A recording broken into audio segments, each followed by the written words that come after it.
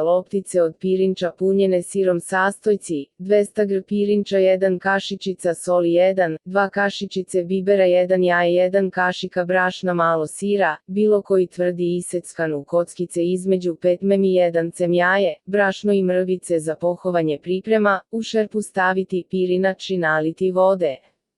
Kuvati 15 minuta pa skloniti sa octo i još 15. Kada bude provrilo malo smanjite vatru, ne sme sve da vam iskače iz šerpe. Kada odstoji procediti, ne ispirati, cediku staviti na šerpu u kojoj se pirinač kuvao i ostaviti da se tako hladi i još dodatno ocedi. Ohladjenom pirinču dodati so, biber, jaje i brašno pa kašikom dobro izmešati.